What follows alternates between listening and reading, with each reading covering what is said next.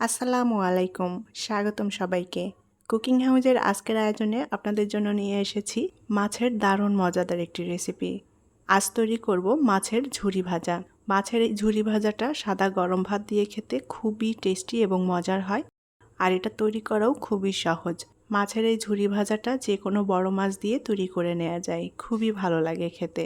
তাহলে চলুন কিভাবে মাছের ঝুরি ভাজা তৈরি করি সেটা দেখে নেই। আর এখনও যারা আমার চ্যানেলটি সাবস্ক্রাইব করেননি তারা প্লিজ আমার চ্যানেলটি সাবস্ক্রাইব করে নেবেন এবং পাশে থাকা ছোট্ট বেল আইকনটি প্রেস করে দিবেন। মাছের ঝুরি ভাজা তৈরি করতে আমি এখানে নিয়েছি একটা মৃগেল মাছ। মৃগেল মাছটা একটু নরম ছিল, আমি একটু ছোট টুকরো করে কেটে নিয়েছি আর মাছের কাঁটাগুলো একটু বেছে নেওয়ার চেষ্টা করেছি। তবে মাছের কাঁটাগুলো মাছটা সেদ্ধ করার পর বাছলে এটা সুবিধা হবে। আর মাছটা একটু নরম ছিল, যার কারণে এই নরম মাছটা দিয়ে আমি ঝুরি ভাজা তৈরি করে নেব। অনেক সময় দেখা যায় ফ্রিজে মাছ রাখার পর অনেক দিন হয়ে গেলে সেই মাছটা বের করার পর নরম হয়ে যায়, বা অনেক দিন ফ্রিজে মাছ জমে থাকে, সেই মাছগুলো কিন্তু ঝোল রান্না করলে খেতে ভালো লাগে না। সেই মাছ দিয়ে এভাবে ঝুরি ভাজা তৈরি করে নেওয়া যায়। মাছের এই ঝুরি ভাজাটা খেতে খুবই টেস্টি এবং মজার হয়। আর আমি এখানে মৃগেল মাছ নিয়েছি। মৃগেল মাছের পরিবর্তে যে কোনো বড় মাছ দিয়ে এই মাছের ঝুরি ভাজা তৈরি করে নেওয়া যায়। প্যানে আমি হাফ কাপের মতো পানি নিয়ে নিয়েছি। এখন এর মধ্যে দিয়ে দেব কিছুটা লবণ। এখন এই পানির মধ্যে আমি মাছ দিয়ে সেদ্ধ করে নেব। যে পানিটা দিয়েছি পানিটা ভালো মতো টানিয়ে মাছটা সেদ্ধ করে নিতে হবে। মাছটাকে সেদ্ধ করে নিলে কাঁটাগুলো ছাড়াতে সুবিধা হবে। মাছ সেদ্ধ হতে যে পানিটা দিয়েছি এই পানিটা একেবারে টানিয়ে শুকিয়ে নেব। আমি মাছটা ভালো মতো সেদ্ধ করে নিয়েছি আর পানিটাও টেনে গিয়েছে।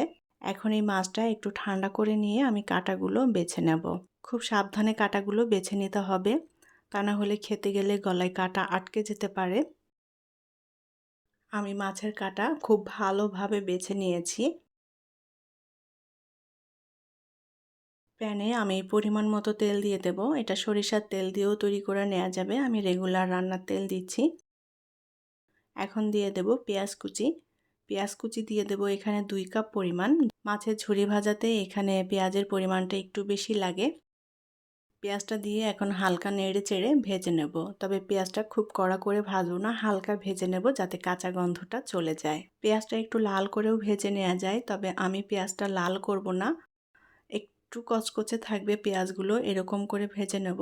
আর এই ঝুরি ভাজাতে পেঁয়াজটা একটু কচকচে থাকলে আমার কাছে খেতে ভালো লাগে। তারপরেও যদি কেউ চান পেঁয়াজটা লাল করে ভেজে নিতে পারেন। এখন এর মধ্যে দিয়ে দেব রসুন বাটা 1 চা চামচ, আর দিয়ে দেব আদা বাটা 1 চা চামচ। এখানে রসুন এবং আদা দুইটাই বাদ দেওয়া যাবে, রসুন আদা ছাড়াও এই মাছের ঝুরি ভাজা তৈরি করে নেওয়া যায়। কাঁচামরিচ কুচি দিয়ে দেব, এখানে 6-7টা কাঁচামরিচ কুচি করে নিয়েছি। মরিচের পরিমাণটা আপনাদের টেস্ট অনুযায়ী দিবেন, যে যতটা ঝাল খেতে পছন্দ করেন। অল্প আঁচে নেড়েচেড়ে মশলাটা ভেজে নিতে হবে যেন কাঁচা গন্ধ না থাকে। মাছের এই ঝুরি ভাজা এক একজন এক এক রকম তৈরি করে, আমি আজকে যেভাবে তৈরি করছি এটা খুবই সহজ। এখন এর মধ্যে দিয়ে দেব পরিমাণ মতো লবণ, ধনিয়ার গুঁড়া দিয়ে দেব হাফ চা চামচ, জিরার গুঁড়া হাফ চা চামচ, হলুদ গুঁড়া দিয়ে দেব হাফ চা চামচ, শুকনো মরিচের গুঁড়া দিয়ে দেব হাফ চা চামচ। শুকনো মরিচের গুঁড়াটা দিলে কালারটা ভালো আসবে, দেখতে ভালো লাগবে, তবে এখানে শুকনো মরিচের গুঁড়াটা কিন্তু অপশনাল, কেউ না দিতে চাইলে এটা বাদ দেওয়া যাবে। খুব ভালোভাবে নেড়েচেড়ে মশলাটা একটু ভেজে নেব। মাছের এই ঝুরি ভাজাটা যে কোনো বড় মাছ দিয়ে তৈরি করে নেওয়া যায়, আবার বেলে মাছ দিয়েও কিন্তু এই ঝুরি ভাজাটা তৈরি করে নেওয়া যায়। বেলে মাছের ঝুরি ভাজাটা খেতে খুবই ভালো লাগে। ইলিশ মাছের ঝুরি ভাজাও অনেক মজার হয় খেতে। তো আমি মশলাটা একটু ভেজে নিয়েছি, এখন এর মধ্যে সামান্য পানি দিয়ে দেব যাতে মশলাতে ভালো মতো জাল পড়ে। পানির পরিমাণটা খুবই অল্প দিয়েছি, অল্প পানি দিয়ে মশলাটা একটু কষিয়ে নেব। মশলাটা কষিয়ে নিলে মাছের ঝুরি ভাজার টেস্টটাও কিন্তু অনেক গুণে বেড়ে যাবে।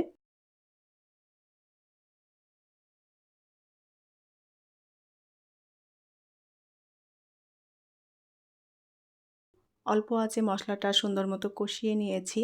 আর পেঁয়াজগুলো কিন্তু আমি একটু কচকচেই রাখছি, পেঁয়াজটা বেশি ভাজিনি। এখন এর মধ্যে দিয়ে দেব কাটা বেছে রাখা মাছ।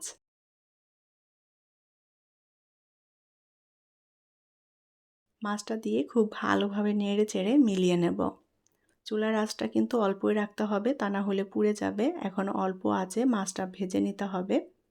মাছটা যত সুন্দর মতো ভাজা হবে এটা খেতেও ততটাই টেস্টি হবে। আর মাছটা যেহেতু আগে থেকেই সেদ্ধ করা, তাই মাছের ঝুরি ভাজা এখন আর বেশি একটা সময় লাগবে না তৈরি হতে। খুব ভালোভাবে নেড়েচেড়ে মশলার সাথে মিলিয়ে নিয়েছি। মাছের ঝুরি ভাজাটা আমি একটু লালচে লালচে করে ভেজে নিচ্ছি, এতে করে অনেক টেস্টি হয় এই ঝুরি ভাজাটা। অল্প আঁচে নেড়েচেড়ে সুন্দর মতো ভেজে নিয়েছি মাছের ঝুরিটি। এখন এর মধ্যে দিয়ে দেব লেবুর রস। আমি এখানে 1 ফালি লেবু নিয়েছি, লেবুর রসটা দিয়ে দেব। আর এই লেবুর রসটা দিলে খুবই সুন্দর একটা ফ্লেভার আসবে, খেতে খুবই ভালো লাগবে। লেবুর রসটা দিয়ে ভালোভাবে নেড়েচেড়ে মিলিয়ে নেব। এখানে কেউ লেবুর রস না দিতে চাইলে এটা বাদ দিতে পারেন। এবার এর মধ্যে দিয়ে দেব ধনেপাতা কুচি। আবারও ভালোভাবে নেড়েচেড়ে মিলিয়ে নিতে হবে। আর চুলার আঁচটা কিন্তু অবশ্যই অল্প রেখে এই পর্যায়ে ভেজে নিতে হবে যেন পুড়ে না যায়। ধনেপাতা দিয়ে আর বেশিক্ষণ ভাজবো না, আমি জাস্ট 1 মিনিটের মতো ভেজে নেব এটা। উল্টাপাল্টা করে নেড়ে দিয়ে সুন্দর মতো মাছের ঝুরি ভেজে নিয়েছি। আর মাছের ঝুরি একদম পুরোপুরি রেডি। এখন এটা নামিয়ে পরিবেশন করব। তৈরি হয়ে গেল দারুণ মজাদার এবং টেস্টি মাছের ঝুরি ভাজা। মাছের ঝুরি ভাজাটা সাদা গরম ভাত দিয়ে খেতে এত বেশি মজার এবং টেস্টি, যারা খেয়েছেন তারা তো অবশ্যই জানেন।